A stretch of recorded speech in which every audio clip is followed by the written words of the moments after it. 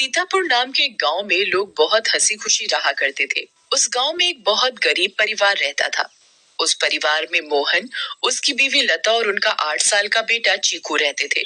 मोहन को पीने की बहुत बुरी आदत थी। वो सुबह शाम बस शराब पीता और जुआ खेलता रहता था। मोहन की एक छोटी सी किराने की दुकान थी। मोहन कभी भी उस दुकान को ठीक तरीके से नहीं चलाता था और जितना भी थोड़ा बहुत उस दुकान से कमाता था, वो सारी कमाई शराब पीने और जुआ खेलने में उड़ा देता था। वो रोज शराब पीकर लता को मारता था और उसे घर चलाने के लिए कोई पैसे नहीं देता था। एक रात लता और चीकू भूखे बैठे थे क्योंकि घर में खाने के लिए कुछ नहीं था। वो देर तक मोहन का इंतजार करते रहे। अचानक दरवाजे पर खटखटाने की आवाज आती है। माँ, लगता है पापा आ गए। वो जरूर हमारे लिए कुछ खाने को लाए होंगे। हाँ बेटा, अब हम सब मिलकर पेट भरकर खाना खाएंगे। लता जल्दी से दरवाजा खोलने जाती है। जैसे ही वो दरवाजा खोलती है तो देखती है कि मोहन के दोस्त मोहन को पकड़कर खड़े हैं और मोहन नशे की हालत में है। अरे भैया, इतनी रात को आप लोग? अरे भाभी जी, क्या बताएं, आज तो मोहन ने हद ही कर दी। इतनी शराब पी रखी थी कि इसे इतना भी होश नहीं था कि ये कहाँ पड़ा है। हम इसे चौराहे पर से उठा कर लाए हैं। अगर कोई गाड़ी वाला कुचल जाता तो बताओ, आप लोगों की तो जिंदगी खराब हो जाती। हाँ भाभी जी, बस आप लोगों का सोचकर हम इसे यहाँ ले आए, वरना तो इसका सबके साथ ऐसा व्यवहार है कि कोई इसकी मदद ना करे। मोहन के दोस्त मोहन को कमरे में ले जाकर लेटा देते हैं और वहाँ से चले जाते हैं। बेटा चीकू, आज हमें फिर से भूखा ही सोना पड़ेगा। मैं तेरे पापा के भरोसे तुझे और भूखा नहीं रख सकती। अब मुझे ही कुछ काम करना पड़ेगा। तू बस आज थोड़ी सी भूख बर्दाश्त कर ले। ठीक है माँ। चीकू और लता दूसरे कमरे में सोने चले जाते हैं। तभी मोहन नींद में बड़बड़ाने लगता है। थोड़ी देर बाद मोहन को होश आता है और वो खुद को अपने घर में पाता है। अरे ओ लता, कहाँ मर गई? मुझे बहुत तेज भूख लगी है, चल जल्दी से मेरे लिए खाना लेकर आ। लता बहुत गहरी नींद में सोई हुई होती है और उसे मोहन की आवाज सुनाई नहीं देती। मोहन 4-5 बार आवाज देता है पर लता नहीं उठती। मोहन गुस्से से लाल हो जाता है और कमरे में रखे एक मोटे से डंडे को उठाता है और दूसरे कमरे में जाता है जहां लता और चीकू सो रहे होते हैं। वो डंडे से लता को बुरी तरह पीटने लगता है। लता अचानक नींद से उठ खड़ी होती है। बचाओ बचाओ, मुझे मत मारो। मैंने क्या किया? मेरी क्या गलती है जो आप मुझे ऐसे बुरी तरह मार रहे हो? मैं आधे घंटे से आवाज दे रहा हूँ कि मुझे खाना दे दे और तू यहाँ घोड़े बेचकर सो रही है, हैं? ऊपर से मेरे साथ जुबान लड़ा रही है। मोहन लता को बहुत मारता है। आवाज सुनकर चीकू भी नींद से उठ जाता है। वो अपनी माँ को बचाने की बहुत कोशिश करता है पर मोहन किसी की नहीं सुनता और लता को बहुत मारता है। अगली सुबह जब लता उठती है तो उसे बाहर कुछ शोर सुनाई देता है। वो बाहर जाकर देखती है तो लोगों की भीड़ लगी होती है। लता पास जाती है और पूछती है, क्या हुआ रजनी भाभी? अरे तुम्हें नहीं पता क्या? क्या नहीं पता, बताओ क्या हुआ? यही कि चंपा के पति को कल रात एक चुड़ैल उठाकर ले गई। क्या? ये कैसी बातें कर रही हो भाभी आप? चुड़ैल वुड़ैल कुछ नहीं होता। आप भी किसी की बातों पर यकीन कर रहे हो। यकीन कैसे ना हो बहन, मैंने खुद अपनी आंखों से उस भयानक चुड़ैल को देखा है। उसके लंबे बाल, लंबे लंबे नाखून और दांत, उसकी लाल आंखें और डरावना चेहरा मैं कभी नहीं भूल सकती। जब मैं आधी रात को पानी पीने के लिए उठी तो थोड़ी ठंडक लेने के लिए खिड़की पर खड़ी हो गई थी और तभी मैंने देखा कि एक चुड़ैल चंपा के पति को हवा में उड़ा कर ले जा रही है। ऐसी बात है तो हमें संभल कर रहना होगा और शाम होते ही अपने घर के खिड़की दरवाजे बंद करने होंगे। अब बिल्कुल सही कहा लता भाभी आपने। सब अपने घर चले जाते हैं। लता भी काम ढूंढने निकल पड़ती है। वो घर घर जाकर काम मांगती है पर उसे कहीं काम नहीं मिलता। अंधेरा होने लगता है और आखिर में उसे सरपंच मिलता है। क्या हुआ लता? बड़ी परेशान दिख रही है। बस क्या बताऊं सरपंच जी, चीकू के पापा का तो सभी को पता है कि वो ठीक से कमाते तो है नहीं और जो कमाते हैं उसे दारू में उड़ा देते हैं। इसीलिए मैं ही काम ढूंढ रही हूँ ताकि अपना और अपने बच्चे का पेट भर सकूं। ऐसी बात है तो मेरे पास एक काम है। मेरी माँ बहुत बड़ी हो गई है और बिल्कुल चल फिर नहीं सकती। मैं उनकी देखभाल के लिए किसी को देख रहा था। पर अगर तुम चाहो तो तुम ये काम कर सकती हो। मैं तुम्हें महीने के 2,000 रुपए दूंगा। आपका बहुत बहुत धन्यवाद।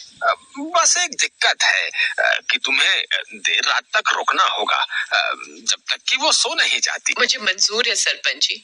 ये लो फिर 500 रुपए और कल से आ जाना। लता खुशी खुशी घर जाती है और ये बात चीकू को बताती है।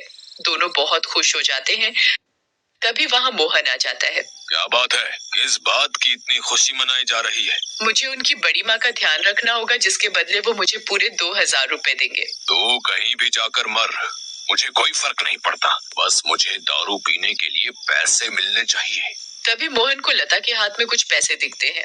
मोहन वो पैसे लता से छीन लेता है। लता बहुत रोती है और अपने पैसे मांगती है, पर मोहन उसकी एक नहीं सुनता और दारू पीने चला जाता है। लता उन पैसों में से कुछ पैसे अपने पल्लू में पहले से ही बांध लेती है, जिसका वो घर का राशन ले आती है। उस दिन लता और चीकू पेट भरकर खाना खाते हैं, चैन की नींद सोते हैं। दूसरी ओर चुड़ैल का आतंक शुरू हो जाता है। वो आसमान से आती है और गांव वालों के घरों के ऊपर उड़ती रहती है। वो कभी किसी के घर के ऊपर तो कभी किसी और के घर के ऊपर अपने शिकार की तलाश में उड़ती रहती है। अब मैं अपना शिकार करूंगी। किसको लेकर जाऊं आज अपने साथ? किसको? बहुत देर तक चुड़ैल को कोई दिखाई नहीं देता। लगता है इस गांव के आदमी बहुत चालाक हो गए।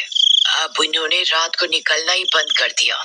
अगर ऐसा रहा तो मैं अपना शिकार कैसे करूंगी? किसको लेकर जाऊं अपने साथ? किसको लेकर जाऊंगी अपने साथ? तभी भोला रात को घर के बाहर आता है और रस्सी पर सूख रहे कपड़े उतार कर इकट्ठे करने लगता है। चुड़ैल की नजर भोला पर पड़ती है। मिल गया मेरा शिकार। चुड़ैल भोला पर हमला करती है। वो उसे एक हाथ से पकड़ती है और अपने साथ हवा में उड़ाकर ले जाती है। बचाओ, बचाओ, मुझे छोड़ दो, जाने दो मुझे।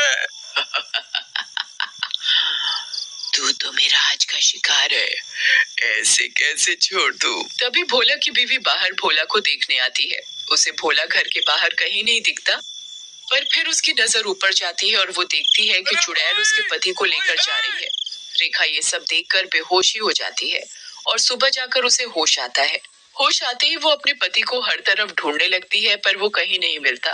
वो यहाँ वहाँ पागलों की तरह भागती है और चिल्ला रही है। तभी गांव के लोग इकट्ठे हो जाते हैं। क्या हुआ रेखा भाभी? अगली सुबह जब लता उठती है तो उसे फिर से घर के बाहर कुछ लोगों का शोर सुनाई देता है। लता बाहर जाती है। क्या हुआ रजनी भाभी, आज किस बात का शोर हो रहा है? अरे लता, कल रात चुड़ैल रेखा के पति को उठा कर ले गई। रेखा का तो रो रो कर बुरा हाल है। बेचारी रेखा भाभी। पर मुझे ये समझ नहीं आ रहा कि वो चुड़ैल हर रात किसी के पति को ही क्यों उठा कर ले जाती है। सही कहा लता भाभी, हमें इस बात का जल्द से जल्द पता लगाना होगा। सभी लोग मिलकर एक तांत्रिक के पास जाते हैं और सारी बात बताते हैं। मैं अभी पता लगाता हूँ कि ये चुड़ैल चाहती क्या है। ओम ह्रीम क्लीम चामुंडाय विच्चय नमः। ओम ह्रीम क्लीम चामुंडाय विच्चय नमः। तांत्रिक ध्यान लगाता है और उसे वो चुड़ैल दिखाई देती है। ये कोई साधारण चुड़ैल नहीं है, बहुत खतरनाक चुड़ैल है। इसे कब्जे में करना या खत्म करना मेरे बस की बात नहीं। पर हाँ, एक बात मुझे पता चली है, ये बस आदमियों को ही नुकसान पहुंचाती है। इससे औरतों या बच्चों को कोई खतरा नहीं, और इसकी शक्तियां रात को ही काम करती हैं। दिन में ये हम लोगों की तरह एक मामूली इंसान जैसी बन जाती है। बस मैं अपनी तांत्रिक विद्या से इतना ही पता लगा पाया हूँ। सब लोग अपने अपने घर चलने लगते हैं। तभी लता बोलती है, मेरे पास एक सुझाव है, अगर वो काम कर जाए तो। वैसे आप लोग मेरी बात सुनकर हंसेंगे, पर इसके अलावा कोई और तरीका नहीं दिख रहा इस चुड़ैल से बचने का। भाभी आप बताओ तो सही। पता चला अगला नंबर मेरा ही है। मैं अभी मरना नहीं चाहता। अंधेरा होने के बाद अगर सभी आदमी औरतों का भेष बनाकर रहे तो वो चुड़ैल किसी भी आदमी को औरत समझकर नहीं लेकर जाएगी। लता की बात सुनकर सब हंसने लगते हैं, पर बाद में सबको लता का ये सुझाव सही लगता है और सब अपने अपने घर चले जाते हैं। लता भी अपने घर चली जाती है। वो मैं कह रही थी कि गांव में चुड़ैल का आतंक बहुत बढ़ रहा है। वो हर रात एक आदमी को ले जाती है। तो गांव वालों ने तय किया कि सब आदमी अंधेरा होते ही औरतों के कपड़े पहन लेंगे, ताकि वो चुड़ैल उन्हें औरत समझकर छोड़ दे। तेरा दिमाग तो ठिकाने है या पागल वागल हो गई है? कोई बेवकूफी होगा जो ऐसा करेगा। मोहन लता की एक नहीं सुनता और चला जाता है। लता भी सरपंच के घर उनकी माँ की देखभाल के लिए चली जाती है। लता का पूरा दिन बहुत अच्छे से निकलता है। फिर रात हो जाती है और लता अपने घर के लिए निकल पड़ती है। दूसरी ओर गांव के सभी आदमी अंधेरा होते ही औरतों का भेष बना लेते हैं। लता जब अपने घर वापस जा रही होती है तो उसे आसमान से चुड़ैल आती दिखती है। लता बहुत डर जाती है और पेड़ के पीछे छुप जाती है। तभी वहां से मोहन गुजर रहा होता है। हे भगवान, अब मैं क्या करूं? अब तो ये चुड़ैल इनको ले जाएगी। मैं इनको कैसे बचाऊं? मिल गया मुझे मेरा शिकार। चुड़ैल उड़कर मोहन को पकड़ लेती है। बचाओ, बचाओ, कोई मुझे इस चुड़ैल से बचाओ। चुड़ैल मोहन को लेकर हवा में उड़ने लगती है। तभी लता दौड़कर आती है और चुड़ैल का पैर पकड़ लेती है। चुड़ैल लता को देखकर वापस जमीन पर उतर जाती है। ऐ पागल औरत, छोड़ मेरा पैर और ले जाने दे मुझे इस आदमी को। ये मेरा शिकार है। नहीं, मैं तुझे नहीं छोड़ूंगी। मैं तुझे अपने पति को नहीं ले जाने दूंगी, चाहे इसके बदले मुझे अपनी जान ही क्यों न देनी पड़े। चुड़ैल बहुत कोशिश करती है पर लता उस चुड़ैल के पैर को नहीं छोड़ती। छोड़ मेरा पैर, मेरी पायल टूट जाएगी। दूर रह मेरी पायल से। मेरी पायल मेरी जान है। इस चुड़ैल को आखिर इतना क्यों प्यार है इस मामूली सी पायल से? और ये ऐसे क्यों बोल रही है? कहीं इस पायल में ही तो इसकी जान नहीं? मुझे इस पायल को तोड़ देना चाहिए। लता उस पायल को तोड़ देती है। चुड़ैल आग में जलने लगती है। ये तूने क्या किया? मेरी पायल में ही मेरी जान थी और तूने वही तोड़ दी। चुड़ैल उस आग में खत्म हो जाती है। मुझे माफ कर दो लता, मैंने हमेशा तुम्हें मारा पीटा और आज तुमने ही मेरी जान बचाई। उस दिन के बाद से मोहन बदल जाता है। वो अच्छे से काम करता है और अपने परिवार का ध्यान रखता है और कभी शराब नहीं पीता। गांव वालों को भी उस चुड़ैल से हमेशा के लिए छुटकारा मिल जाता है और सब हंसी खुशी रहने लगते हैं।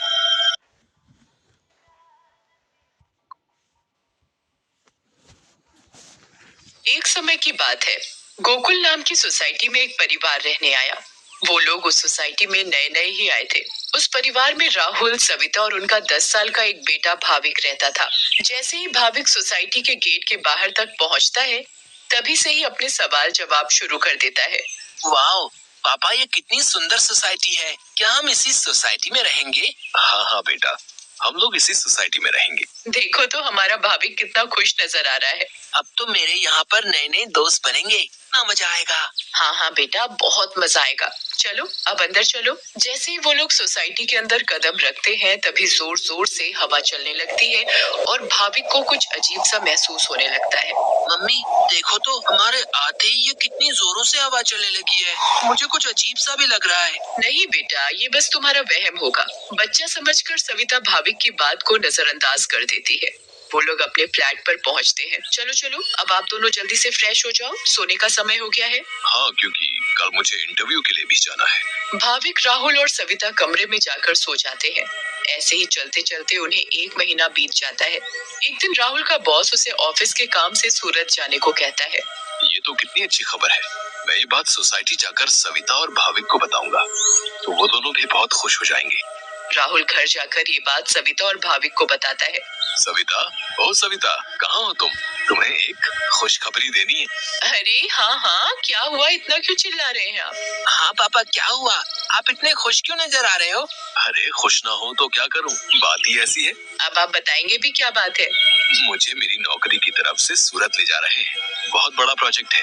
अगर सब अच्छे से हो गया तो क्या पता वहाँ से आने के बाद मेरा इंक्रीमेंट भी हो जाए।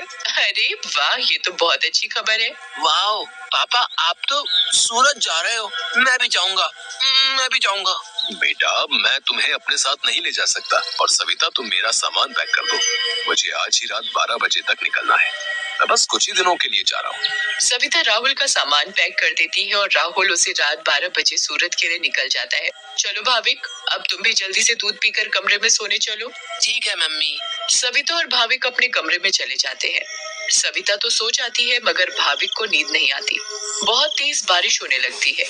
भाविक बालकनी में जाकर खड़ा हो जाता है और बारिश के मजे लेने लगता है। वाओ, कितना सुंदर नजारा है। भाविक की नजर अचानक सामने वाले फ्लैट पर पड़ती है तो वहाँ एक मोमबत्ती जल रही होती है। ये क्या है? ये सामने से कैसी रोशनी दिखाई दे रही है? ऐसा लग रहा है जैसे कोई मोमबत्ती जली हुई हो। अगर जब से हम यहाँ आए हैं तब से तो ये फ्लैट बंद पड़ा है। भाविक को फिर अचानक से एक औरत चलती हुई दिखती है। अरे ये औरत कौन है? कहीं यहाँ कोई भूत तो नहीं? मम्मी, मम्मी, भूत, भूत, मम्मी, मम्मी बचाओ, मुझे बचाओ। क्या हुआ बेटा, क्या हुआ? तुम इतना क्यों घबरा रहे हो? मम्मी, वो भूत, भूत। क्या बोले जा रहे हो तुम? ठीक से बोलो, मुझे कुछ भी समझ में नहीं आ रहा है। मम्मी मुझे नींद नहीं आ रही थी तो मैं बालकनी में जाकर खड़ा हो गया और बारिश देखने लगा। तभी मैंने सामने के फ्लैट में जलती हुई मोमबत्ती देखी और एक औरत को देखा। नहीं बेटा, ये भूत वूत कुछ नहीं होता, ये तुम्हारे मन का वहम है। नहीं मम्मी, मैं सच कह रहा हूँ। नहीं बेटा, चलो अब सो जाओ, रात बहुत हो रही है। नहीं, मैं आपको लेकर जाता हूँ। अच्छा चलो दिखाओ कहाँ है भूत। फिर भाविक सविता को बाहर लेकर जाता है। कहाँ है भूत? मुझे तो कहीं कोई नहीं दिख रहा। मम्मी देखो, वहाँ पर देखो, वो सामने वाले फ्लैट में। अरे बेटा, कुछ भी नहीं है वहाँ पर। नहीं मम्मी, मैं झूठ नहीं बोल रहा। अच्छा ठीक है ठीक है, चलो अब जल्दी कमरे में जाओ और सो जाओ। फिर वो दोनों कमरे में जाकर सो जाते हैं। भाविक, अब तुम्हें डरने की कोई जरूरत नहीं है, मैं तुम्हारे साथ सो रही हूँ ना, अब तुम आराम से सो जाओ। अगली सुबह भाविक सोसाइटी के दूसरे बच्चों से मिलता है। तुम सबके नाम क्या है? मेरा नाम पिंकू है। मेरा नाम सोनू है। और मेरा नाम गोली है। सारे बच्चे मिलकर पूरा दिन खूब मस्ती करते हैं। फिर रात में सारी औरतें सोसाइटी कंपाउंड में बातें करती हैं। तभी सविता रात की बात सारी औरतों को बताती है। दूसरी ओर भाविक और उसके सारे दोस्त लुका छुपी खेल रहे होते हैं। पिंकू गिनती करना शुरू कर देता है। तभी सारे बच्चे इधर उधर छिप जाते हैं, मगर भाविक खेल खेल में अपने फ्लैट के सामने वाले फ्लैट के दरवाजे तक पहुंच जाता है। उसे ये पता नहीं होता कि ये वही फ्लैट है जिसमें कल रात उसने एक औरत को जलती हुई मोमबत्ती के साथ देखा था। अरे, ये दरवाजा तो खुला हुआ है और यहाँ तो कितनी सारी लाइटें हैं। चलो अब मैं जल्दी से इस घर में छिप जाता हूँ ताकि मुझे कोई ढूंढ ही ना पाए। वो जगह ठीक है, मैं उस कमरे में जाकर छिप जाता हूँ। भाविक जैसे ही उस फ्लैट के कमरे की ओर जाने लगता है, वैसे ही बाहर की सारी लाइट्स लुप लुप होने लगती हैं। ये क्या हो रहा है यहाँ पर? अचानक ये लाइटें लुप लुप कैसे होने लगी? भाविक इधर उधर देखने लगता है। तभी भाविक की नजर दरवाजे के ऊपर पड़ती है। दरवाजे के ऊपर क्या लिखा हुआ है? मम्मी, मम्मी बचाओ बचाओ। भाविक चिल्लाते हुए सोसाइटी कंपाउंड में जा पहुंचता है। अरे, ये आवाज तो भाविक की लग रही है। ये तो भाविक की आवाज है। भाविक की आवाज सुनकर सारी औरतें और आदमी कंपाउंड में जमा हो जाते हैं। तभी वो देखते हैं कि सामने से भाविक भागते भागते चला आ रहा है। मम्मी, मम्मी, वहाँ सच में वहाँ भूत है। क्या हुआ बेटा भाविक? हाँ बेटा, क्या हुआ? तुम इतने घबराए हुए क्यों लग रहे हो? हाँ बेटा, कुछ तो बताओ। कहीं तुमने फिर से सामने वाले फ्लैट में भूत तो नहीं देख लिया? भूत? भूत? कहाँ है भूत? मैं छुपने के लिए एक फ्लैट में चला गया क्योंकि उसका दरवाजा खुला हुआ था। मैंने वहाँ लिखा देखा। क्या लिखा देखा और कहाँ देखा?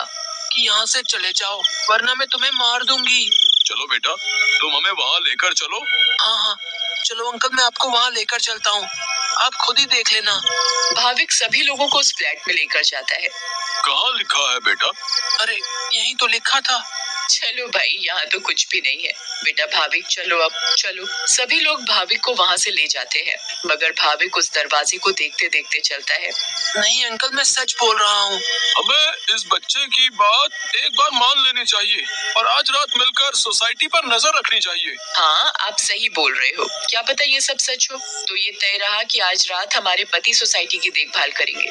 उस रात 3 आदमी सोसाइटी के गेट पर खड़े रहकर सोसाइटी की देखभाल कर रहे थे। मुझे जरा बाथरूम जाना है, मैं बस अभी जाकर आता हूँ। हाँ हाँ ठीक है, तुम होकर आओ। क्या हुआ जी? गुड्डू को बहुत डर लग रहा है और वो बोल रही है कि आप ही उसे सुलाएंगे, तो आप जरा ऊपर आकर उसे सुला जाएंगे। ठीक है, अभी आता हूँ। दूसरा आदमी पहले आदमी से बोलता है। मैं जरा अपनी बेटी को सुलाकर आता हूँ, उसे डर लग रहा है। अब सोसाइटी के दरवाजे पर सिर्फ रमेश यानी तीसरा आदमी ही बचता है। कहाँ रह गए ये दोनों? वो आदमी इधर उधर घूमता रहता है और अब उसे भी अकेले डर लगने लगता है। तभी उस आदमी को किसी औरत का साया दिखता है। उसके लंबे खुले हुए बाल और पायल की छम छम आवाज। चुड़ैल, बचाओ बचाओ, चुड़ैल। फिर अचानक वो चुड़ैल उसके सामने आ खड़ी होती है और आदमी बहुत तेज चिल्लाता है और वहीं बेहोश हो जाता है। अरे, ये चिल्लाने की आवाज किसकी आई? हाँ, आवाज तो मुझे भी आई। चलो चलकर देखते हैं। सारे सोसाइटी वाले अपनी बालकनी में आ जाते हैं तो वो क्या देखते हैं कि वहाँ रमेश बेहोश पड़ा हुआ था। ये आवाज कैसी आई थी? फिर सोसाइटी वाले नीचे आ जाते हैं तो वो वहाँ पर रमेश को जमीन पर पड़ा हुआ देखते हैं। सब जल्दी से नीचे आते हैं। सविता और भाविक भी नीचे आ जाते हैं। अरे, कोई इन्हें होश में लाओ। उठिए भाई साहब, उठिए। फिर कुछ ही देर में रमेश को होश आता है और वो सारी बात सोसाइटी वालों को बताता है जो उसके साथ कुछ देर पहले हुई थी। तभी सोसाइटी में अजीब सी आवाजें आने लगती हैं। मम्मी देखा ना, मैंने बोला था ना कि भूत है। हाँ बेटा, तुम सही कह रहे थे। तभी सोसाइटी के बीचों बीच धुआं उठने लगता है और वहां वो चुड़ैल आ जाती है। कौन हो तुम और क्यों हमें इतने दिनों से परेशान किया हुआ है? हाँ हाँ बताओ, क्यों तुमने इतने दिनों से इन लोगों को परेशान किया हुआ है? हम भी तो इसी सोसाइटी में रहते हैं। तुमने कभी हमें तो परेशान नहीं किया, तो इन लोगों को ही क्यों? हाँ हाँ, बोलो बोलो। तुम्हारी वजह से मैं कितना डर गई थी। बताती हूँ, सब बताती हूँ। कई सालों पहले जब मेरी शादी हुई तो मैं और मेरे पति रवि सविता के सामने वाले फ्लैट में रहने आए। हम बहुत खुश थे, पर अचानक मेरी माँ की तबीयत खराब होने की वजह से मुझे कुछ दिन के लिए यहाँ से जाना पड़ा। और तभी सविता के फ्लैट में एक बहुत सुंदर लड़की रहने आई। रवि उस लड़की को पसंद करने लगे थे और वो लड़की भी। उस लड़की को ये बात नहीं पता थी कि रवि शादीशुदा है। मैं जब वापस आई और मुझे ये सब पता लगा तो मैंने रवि को समझाने की बहुत कोशिश की, बहुत लड़ाई की, पर वो नहीं माने। रवि मुझे छोड़कर उस लड़की से शादी करना चाहते थे। और एक दिन रवि और वो लड़की चुपके से अचानक कहीं चले गए। मैंने उन्हें ढूंढने की बहुत कोशिश की, मगर वो मुझे कहीं नहीं मिले। और एक दिन मैंने उन दोनों को बाजार में साथ देखा। उन दोनों ने शादी कर ली थी। मैं भागते हुए घर आई और ये बात मुझसे बर्दाश्त नहीं हुई। और उसी रात मैंने फ्लैट से कूदकर अपनी जान दे दी। और उस दिन से इस फ्लैट में किसी को रहने नहीं देती, जिसमें सविता और उसका परिवार रहता है। हमें बहुत दुख हुआ सुनकर जो भी तुम्हारे साथ हुआ, पर इसमें मेरे और मेरे परिवार का क्या कसूर है? हाँ आंटी, आप तो अच्छी आंटी हो, ऐसे कैसे कर सकती हो? चुड़ैल भाभी की मासूमियत देखकर पिघल जाती है। ठीक है, अब मैं तुम लोगों को कभी परेशान नहीं करूंगी। ऐसा कहते ही वो चुड़ैल हवा में गायब हो जाती है और कभी किसी को परेशान नहीं करती।